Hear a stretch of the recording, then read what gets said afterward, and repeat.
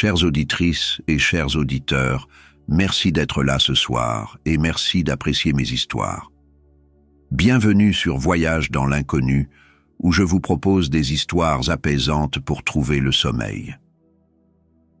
Dans La chapelle des secrets, une histoire mystérieuse et captivante conçue spécialement pour vous aider à trouver le sommeil. Si vous aimez les récits atmosphériques, les intrigues complexes et les moments de réflexion profonde, vous êtes au bon endroit. Cette histoire est idéale pour les adultes curieux de découvrir des mystères anciens et de plonger dans une ambiance apaisante mais intrigante. Installez-vous confortablement, fermez les yeux et laissez-vous transporter par ce voyage nocturne vers une chapelle pleine de secrets. Dans une petite église isolée au cœur d'un paysage rural, un mystère ancien attend de révéler ses secrets. Lorsque la nuit tombe et que les lumières s'allument à travers les vitraux, des murmures étranges semblent émaner de l'intérieur. Cette histoire plonge le lecteur dans une quête initiatique où passé et présent se mélangent, révélant des vérités cachées qui pourraient bouleverser ceux qui osent écouter.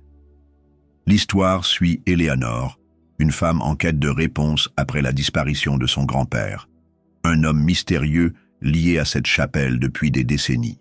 À mesure qu'elle explore les lieux, elle découvre des indices anciens, des lettres cryptiques et des histoires locales oubliées.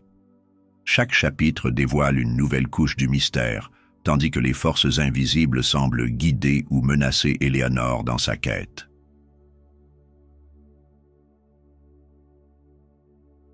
Chapitre 1. Le chemin vers l'inconnu. Eleanor n'avait jamais vraiment compris pourquoi son grand-père revenait régulièrement à cette chapelle perdue dans les champs. Elle se souvenait encore de ses visites enfantines, où il lui racontait des histoires étranges sur le passé de cet endroit.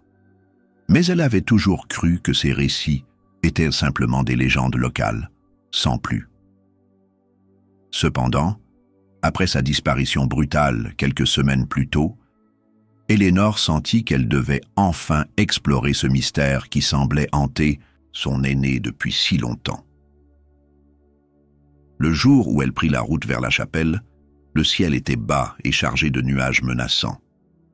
La lumière du soleil couchant peignait les nuages d'or et de rouge, créant une atmosphère à la fois apaisante et inquiétante. Lorsqu'elle arriva au village voisin, elle remarqua que personne ne semblait vouloir parler de la chapelle. Les habitants évitaient soigneusement son regard, et certains murmuraient entre eux lorsqu'elle passait. Ce silence pesant renforça chez elle la conviction qu'il y avait quelque chose de profondément ancré dans ce lieu, un secret ancien qui attendait d'être découvert. La route menant à la chapelle était étroite et bordée de hautes herbes jaunies par l'automne. Les arbres squelettiques, dont les branches noires se détachaient contre le ciel doré, semblaient veiller sur le chemin comme des gardiens silencieux. À mesure qu'elle approchait, Eleanor ressentit un frisson parcourir son dos. La chapelle elle-même était petite, mais imposante, avec une silhouette sombre qui contrastait avec le paysage lumineux autour d'elle. Les vitraux colorés reflétaient les dernières lumières du jour, projetant des ombres étranges sur les murs extérieurs.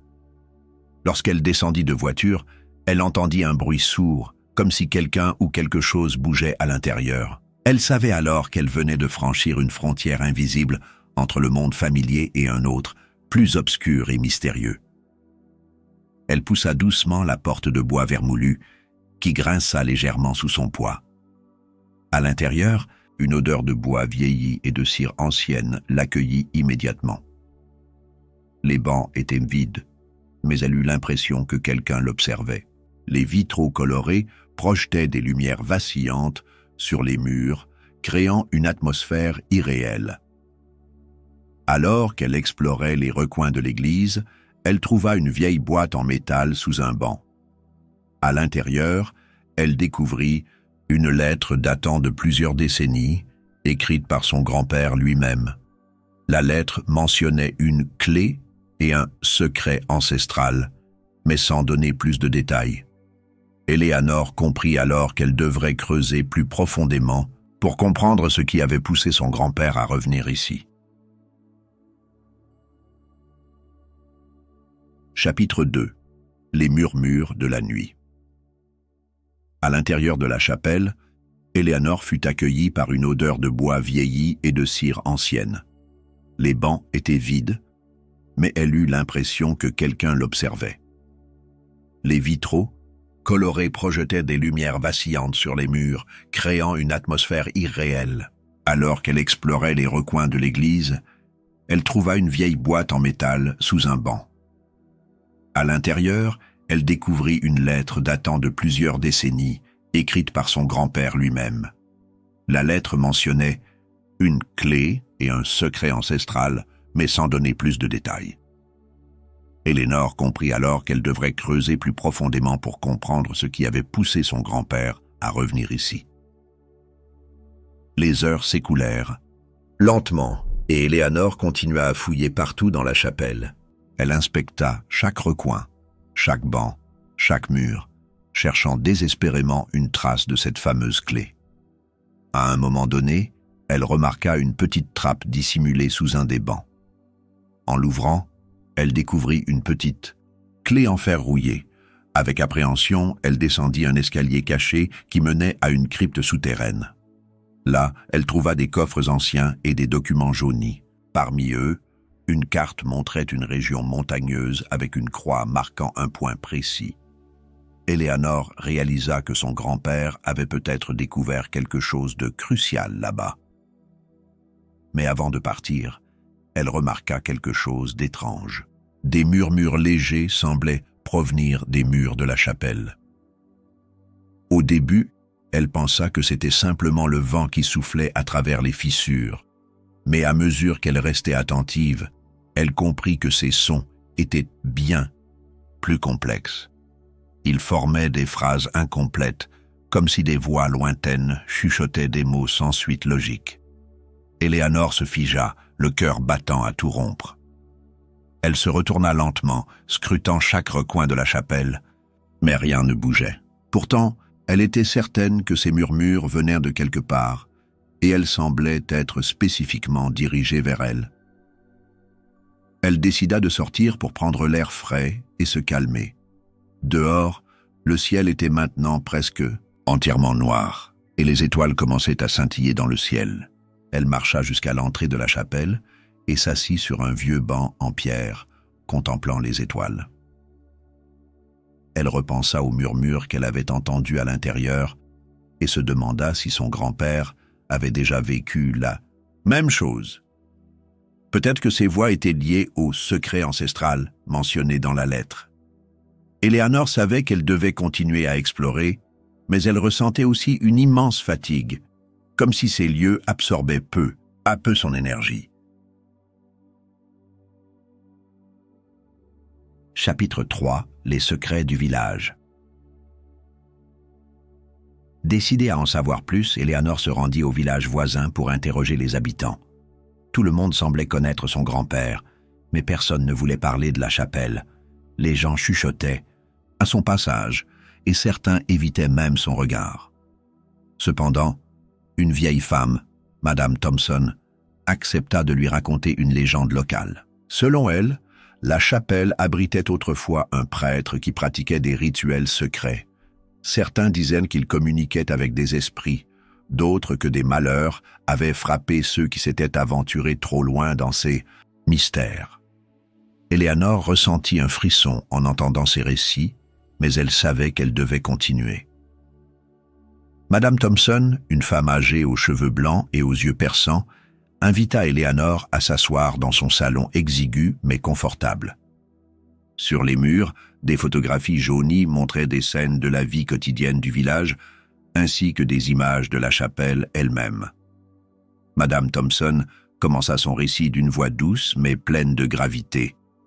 Cette chapelle, elle n'a jamais été comme les autres. Dès qu'elle a été construite, il y a plus de 100 ans, on a dit qu'elle était maudite. Un prêtre nommé Frère Thomas est arrivé dans le village et il a commencé à organiser des rituels étranges. Les gens disaient qu'il parlait avec des voix invisibles et qu'il recevait des messages de l'au-delà. Éléanore fronça, les sourcils intrigués. « Vous pensez que ces rituels ont causé des problèmes ?» Madame Thompson hocha la tête. « Oui, beaucoup de gens ont disparu après avoir assisté à ces rituels. Et puis, un soir, frère Thomas a été retrouvé mort dans la chapelle. On a dit qu'il avait été assassiné, mais d'autres affirmaient qu'il avait succombé à une malédiction. Depuis, la chapelle est devenue un lieu isolé, visité seulement par ceux qui cherchent des réponses ou des miracles. » Éléanore resta silencieuse un moment, absorbant ces informations. « Et vous pensez que mon grand-père savait quelque chose à propos de ces rituels ?» Madame Thompson sourit tristement. « Il y a eu des rumeurs selon lesquelles votre grand-père était différent. On disait qu'il possédait des talents particuliers, qu'il pouvait voir des choses que les autres ne voyaient pas. Peut-être qu'il est allé trop loin dans ses recherches, comme frère Thomas avant lui. » Éléanore se leva, sentant une vague de détermination l'envahir. « Merci, Madame Thompson. Vos récits m'aident à comprendre ce qui pourrait se passer là-bas. » Avant de partir, Éléanore jeta un dernier coup d'œil aux photos sur le mur. Elle remarqua une image floue prise devant la chapelle, où une silhouette indistincte semblait se tenir près de l'entrée. Elle frissonna, sentant que ces murmures et ces histoires prenaient une nouvelle dimension. Chapitre 4. La clé perdue. Retournée à la chapelle, Éléanore passa des heures à chercher la fameuse clé mentionnée dans la lettre de son grand-père. Après avoir fouillé partout, elle remarqua une petite trappe dissimulée sous des bancs. En l'ouvrant, elle découvrit une petite clé en fer rouillé. Avec appréhension, elle descendit un escalier caché qui menait à une crypte souterraine. Là, elle trouva des coffres anciens et des documents jaunis. Parmi eux, une carte montrait une région montagneuse avec une croix marquant un point précis. Éléanore réalisa que son grand-père avait peut-être découvert quelque chose de crucial là-bas. Lorsqu'elle redescendit dans la crypte souterraine, Éléanore sentit une humidité glaciale pénétrer ses os. Les murs de pierre froide semblaient respirer, et une odeur de moisi emplissait l'air. Elle alluma une lampe de poche et balaya les alentours avec son faisceau lumineux.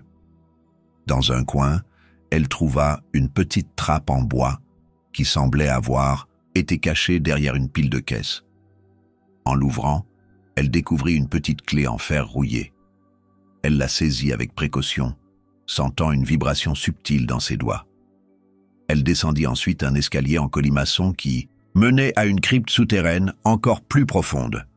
Dans cette crypte, elle trouva des coffres anciens et des documents jaunis. Parmi eux, une carte montrait une région montagneuse avec une croix marquant un point précis. Éléanore réalisa que son grand-père avait peut-être découvert quelque chose de crucial là-bas.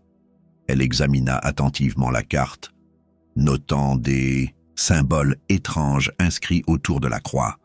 Elle sentit une excitation mêlée de crainte monter en elle. Si cette clé menait à quelque chose d'important, elle devait absolument découvrir ce que cela pouvait être. Alors qu'elle continuait à explorer, elle remarqua une inscription gravée sur un mur de pierre. « Qui cherche trouvera, mais qui trouve payera. » Éléanore frissonna en lisant ces mots. Elle comprenait maintenant que chaque étape de cette quête serait accompagnée de défis et de dangers, mais elle était déterminée à poursuivre, car elle sentait que la vérité était proche. Elle décida de retourner à la surface pour réfléchir à ce qu'elle venait de découvrir. En sortant de la crypte, elle remarqua que le ciel était désormais presque entièrement noir et les étoiles brillaient intensément. Elle s'assit sur un vieux banc en pierre devant la chapelle, contemplant les étoiles. Elle repensa aux murmures qu'elle avait entendus à l'intérieur et se demanda si ces voix étaient liées au secret ancestral mentionné dans la lettre. Éléanore savait qu'elle devait continuer à explorer, mais elle ressentait aussi une immense fatigue, comme si ces lieux absorbaient peu à peu son énergie. Chapitre 5. Les montagnes obscures. Guidée par la carte trouvée dans la crypte souterraine de la chapelle, Éléanore se mit en route vers les montagnes indiquées par une croix mystérieuse. Le trajet fut long et éprouvant, non seulement physiquement, mais aussi mentalement. Alors qu'elle conduisait sur des routes sinueuses, bordées de forêts denses, elle sentait que quelque chose pesait sur ses épaules. Une fatigue inhabituelle s'emparait d'elle, comme si chaque kilomètre parcouru drainait une partie de son énergie vitale. Pourtant, elle savait qu'elle ne pouvait pas faire demi-tour. La chapelle, les murmures, les voix sans visage, tout cela l'appelait à continuer. Après plusieurs heures de route, Éléanore dut abandonner sa voiture à mi-chemin et poursuivre à pied. Les sentiers étaient étroits, glissants et souvent cachés par des buissons épineux. Elle progressait, lentement, éclairant son chemin avec une lampe de poche. Chaque bruit du vent ou craquement de branches sous ses pieds la faisait sursauter. Elle avait l'impression d'être observée, suivie peut-être, bien qu'elle ne voyait personne. Parfois, elle entendait des murmures lointains, semblables à ceux qu'elle avait perçus dans la chapelle. Ils semblaient flotter dans l'air, incohérents mais insistants, comme des fragments de conversations anciennes qui refusaient de mourir. Finalement, après ce qui lui sembla être des heures, elle arriva devant l'entrée de la grotte marquée par une croix gravée sur un rocher. L'entrée était presque invisible, dissimulée par des ronces et des arbres tombés. Éléanore dut se frayer un passage avec précaution, se coupant légèrement aux bras et aux jambes dans le processus. Mais elle n'y prêta aucune attention. Son esprit était entièrement concentré sur ce qu'elle pourrait découvrir à l'intérieur. La grotte était immense, bien plus grande qu'elle ne l'avait imaginé. Les murs étaient couverts de symboles étranges, des runes anciennes gravées dans la pierre. Certains semblaient représenter des figures humaines stylisées, tandis que d'autres ressemblaient à des animaux fantastiques ou des formes géométriques complexes. Éléanore sentit une présence palpable dès qu'elle franchit le seuil. L'air était froid et humide, et une odeur de terre mouillée emplissait ses narines. Elle promena le faisceau de sa lampe de poche autour d'elle, révélant peu à peu les détails de cet endroit mystérieux. Au centre de la grotte, il y avait une table en pierre grossièrement taillée. Sur cette table reposait un livre ancien, relié de cuir usé et couvert de poussière. Éléanore s'approcha lentement, presque timidement, comme si elle craignait de perturber quelque chose de sacré. En touchant le livre, elle sentit une onde de chaleur intense irradier dans ses doigts. C'était une sensation étrange, à mi-chemin entre la brûlure et la caresse, comme si l'objet lui-même vivait et respirait. Elle ouvrit doucement le livre, découvrant des pages jaunies par le temps. Certaines étaient couvertes de textes, écrits dans une langue qu'elle ne comprenait pas, tandis que d'autres montraient des illustrations détaillées. Ces dessins représentaient des scènes rituelles, des hommes et des femmes vêtus de robes sombres, invoquant des forces invisibles, des cercles magiques tracés au sol, des symboles complexes suspendus dans l'air. Éléanore réalisa alors que ce livre contenait les secrets des rituels pratiqués autrefois dans la chapelle. Son grand-père avait probablement découvert ce même ouvrage lors de ses recherches, mais il n'avait pas réussi à aller jusqu'au bout. Elle continua à feuilleter les pages, notant certains passages qui semblaient plus importants que d'autres. Un texte particulier attira son attention.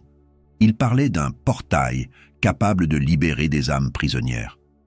Cependant, pour ouvrir ce portail, il fallait accomplir un rituel précis impliquant 3 éléments clés. Une clé en argent, une statuette protectrice et un chant en latin. Éléanore comprit immédiatement que la statuette qu'elle avait trouvée dans la chapelle et la clé en argent de la crypte étaient 2 des 3 éléments nécessaires. Mais où trouver le 3e? Alors qu'elle réfléchissait, elle remarqua un détail qu'elle n'avait pas vu auparavant, une petite gravure sur le mur derrière la table. Il s'agissait d'une représentation d'un paysage montagneux similaire à celui où elle se trouvait, avec une nouvelle croix marquant un point précis. Éléanore comprit alors que son voyage n'était pas terminé. Elle devait encore explorer une autre partie des montagnes pour trouver la dernière pièce du puzzle. Avant de partir, elle prit soin de photographier les pages les plus importantes du livre, sachant qu'elle aurait besoin de ces informations plus tard. Puis, elle rangea le livre là où elle l'avait trouvé, respectant instinctivement l'ordre des lieux. Alors qu'elle quittait la grotte, elle sentit une légère pression dans son esprit, comme si quelqu'un ou quelque chose essayait de communiquer avec elle. Mais elle ignora cette sensation, convaincue qu'elle devait garder son objectif en tête. La vérité était proche, et elle n'allait pas reculer maintenant. Chapitre 6. Les voix sans visage. De retour à la chapelle, Éléanore ressentit une atmosphère différente dès qu'elle posa le pied à l'intérieur. Les murmures qu'elle avait entendus lors de sa première visite étaient désormais plus forts, plus insistants.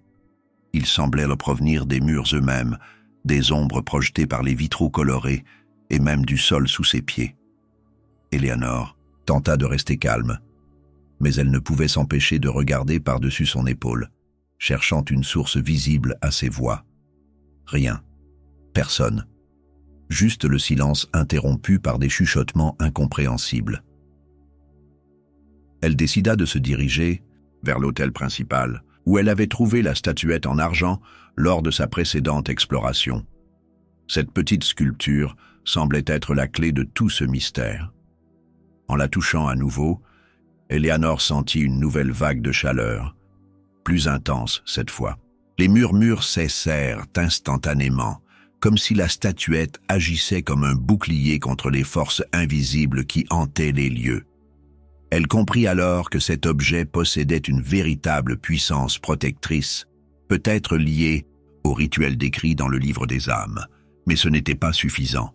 Éléanore savait qu'elle devait en apprendre davantage sur ces voix sans visage. Elle passa plusieurs heures à fouiller chaque recoin de la chapelle, inspectant les moindres détails. Sous un banc près de l'autel, elle découvrit une inscription gravée dans le bois. « Qui cherche la vérité doit écouter les morts ».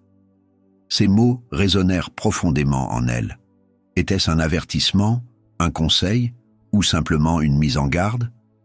Curieuse, Éléanore décida de passer la nuit dans la chapelle, espérant que les voix reviendraient et lui donneraient des indices supplémentaires.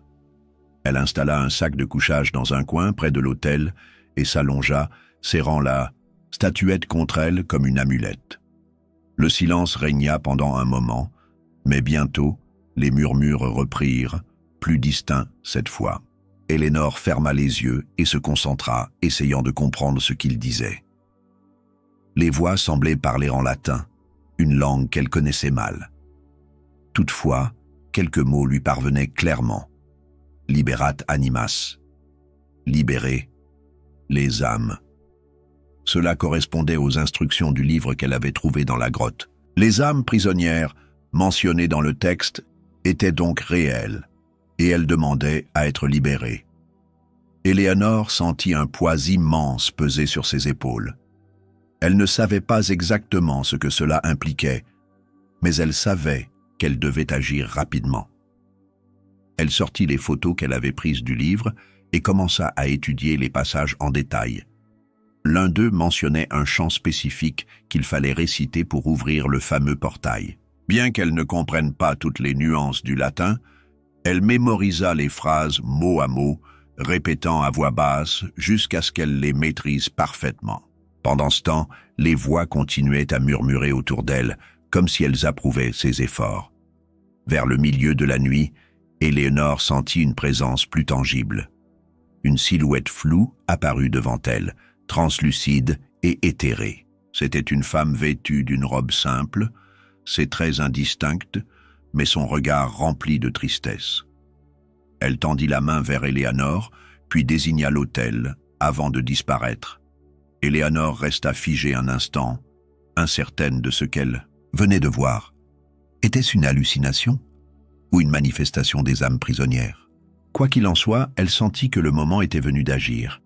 Elle prit la statuette et la clé en argent, puis se dirigea vers l'autel.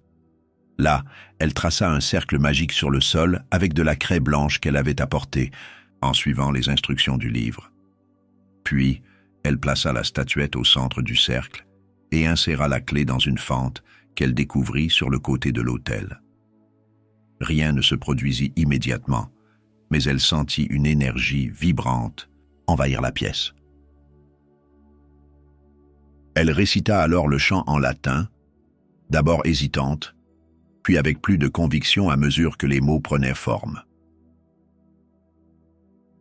Soudain, un éclair lumineux jaillit de l'autel, illuminant toute la chapelle.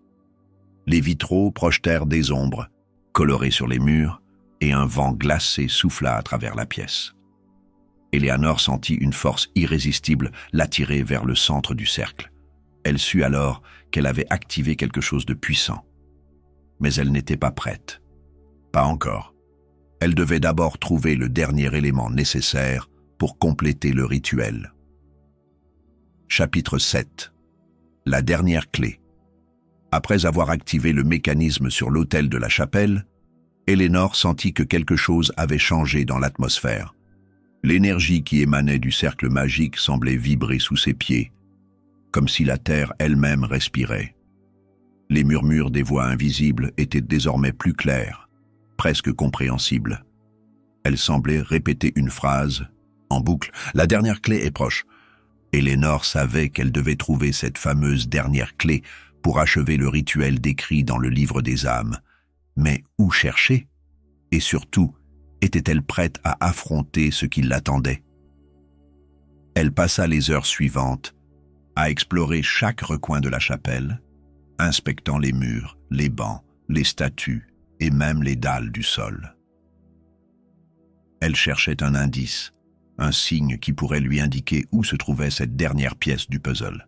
Finalement, alors qu'elle examinait attentivement une fresque murale représentant une scène religieuse, peut-être une crucifixion ou une ascension, elle remarqua quelque chose d'étrange. Un des personnages secondaires sur la fresque tenait un objet brillant à la main. En s'approchant, Éléanore réalisa que cet objet ressemblait étrangement à une clé. Elle toucha doucement la fresque, espérant découvrir un mécanisme caché ou une inscription supplémentaire. Rien ne bougea au début, mais lorsqu'elle appuya légèrement sur le personnage tenant la clé, un cliquetis sourd retentit. Une petite trappe dissimulée dans le mur s'ouvrit, révélant une clé en argent brillant incrustée de motifs complexes. Éléanore la saisit délicatement, sentant immédiatement une chaleur familière irradier dans sa paume. C'était bien la dernière clé dont elle avait besoin. Mais avant de retourner à l'hôtel, elle décida de prendre un moment pour réfléchir. Tout cela semblait trop facile, comme si les forces qui hantèrent la chapelle voulaient qu'elle trouve cette clé. Pourquoi? Que gagnait-elle à l'aider?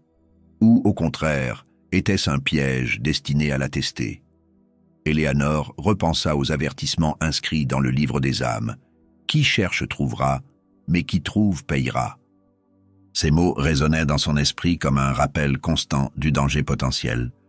Pourtant, elle n'avait pas le choix. Elle devait continuer. De retour à l'hôtel, elle plaça la clé en argent brillant dans une autre fente située juste à côté de celle où elle avait inséré la première clé.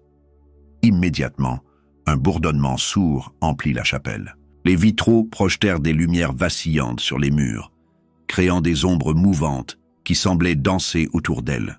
Éléanore sentit une pression croissante dans sa poitrine, comme si l'air lui-même devenait plus dense. Elle savait qu'elle était sur le point de franchir une étape décisive. Elle récita à nouveau le chant en latin, cette fois avec plus de conviction et de précision. Chaque mot semblait résonner dans l'espace, amplifié par une force invisible. Soudain, un portail lumineux apparut devant elle, flottant dans les airs comme une fissure dans le tissu de la réalité. Des silhouettes floues commencèrent à émerger de cette lumière, des formes humaines vagues et translucides. Certaines semblaient apaisées, tandis que d'autres paraissaient tourmentées, leur visage déformé par la douleur ou la colère.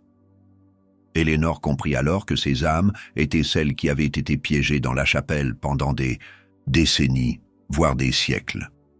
Certaines avaient peut-être participé aux rituels anciens, tandis que d'autres étaient simplement des victimes innocentes.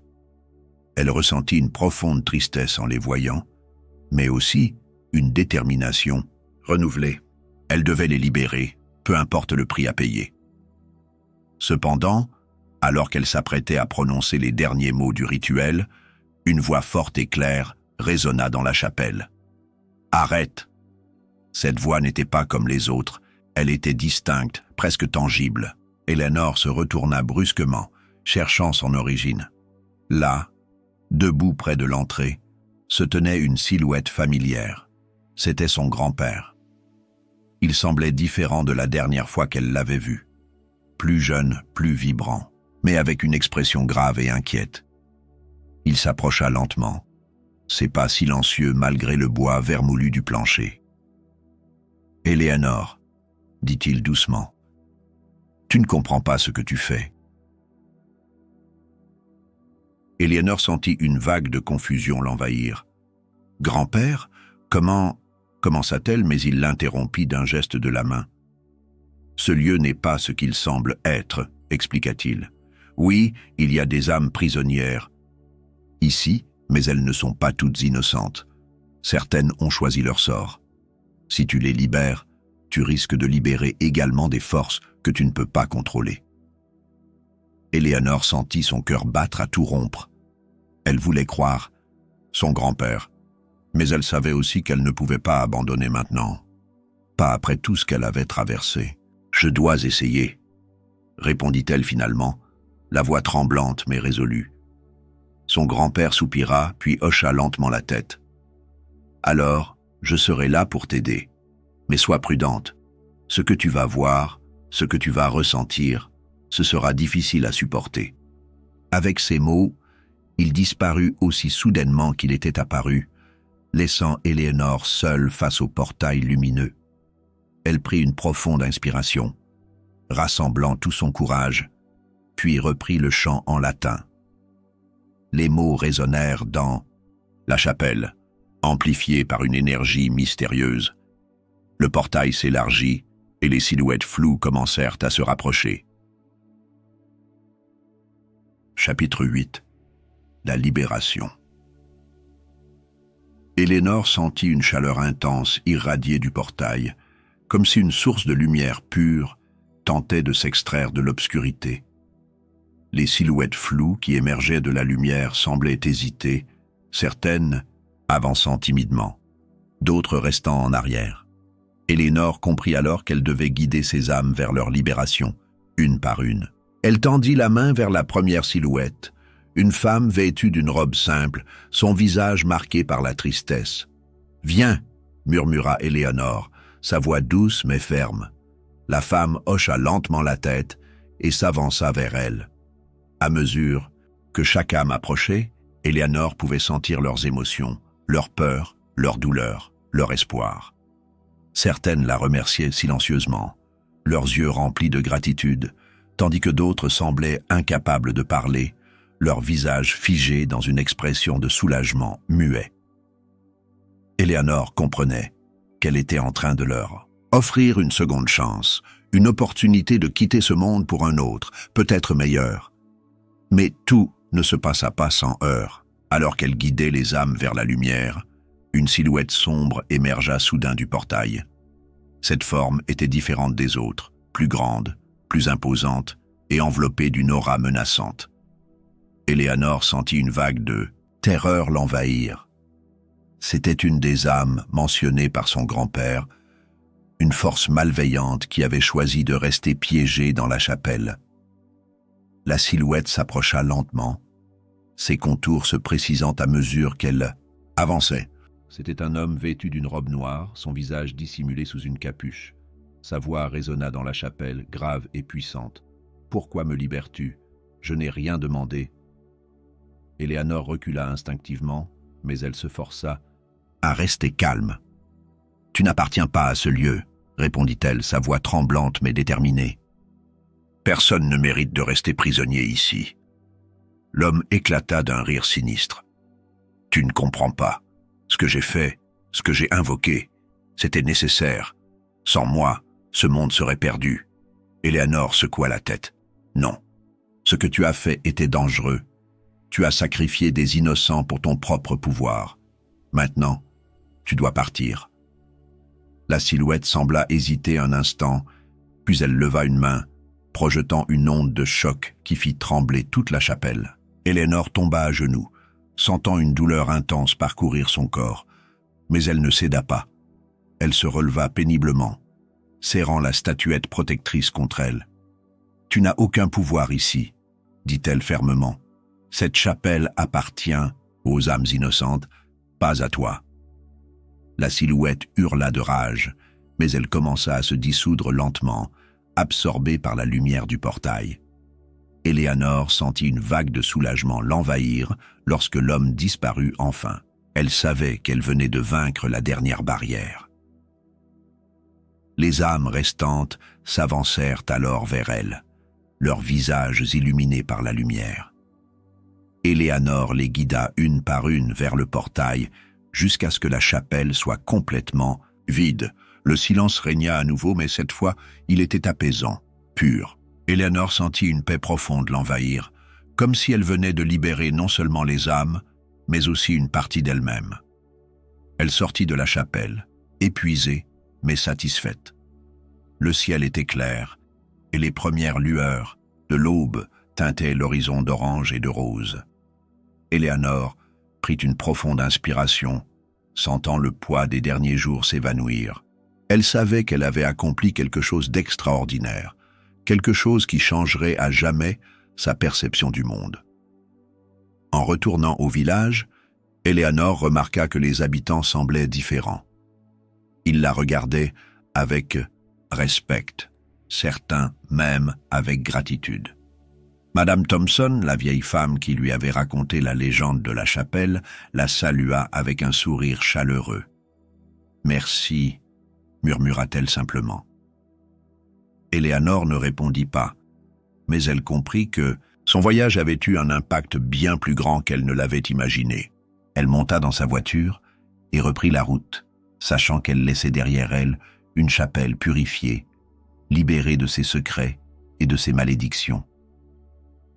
Elle ne revint jamais dans ce village, mais elle garda toujours en elle le souvenir de cette nuit magique, de cette quête mystérieuse qui l'avait transformée à jamais.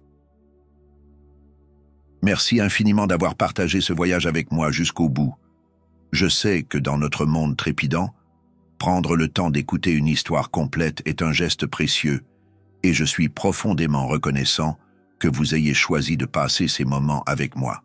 Votre soutien et votre fidélité sont ce qui donne vie à cette chaîne, et c'est grâce à vous que je peux continuer à créer des histoires qui vous transportent, vous apaisent ou vous intriguent.